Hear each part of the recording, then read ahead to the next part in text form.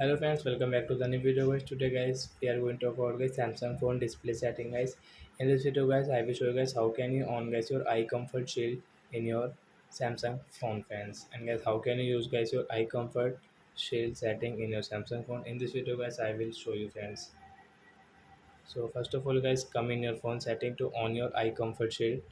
Then guys you can see this type of setting guys, click on display setting, and guys you can see guys your eye comfort shield. So friends, you want to on, so as you can on from here.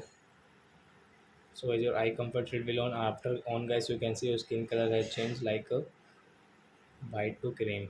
And friends, you want to off guys your eye comfort shield, so as you can off from here.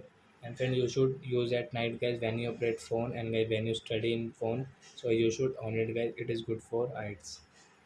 So I hope friends you have understood how to on and off eye comfort shield in our Samsung phone. So that's it guys. Thanks for watching guys. Now we will meet on next video guys. Before going guys, please go and like my video, subscribe my channel. Bye bye friends.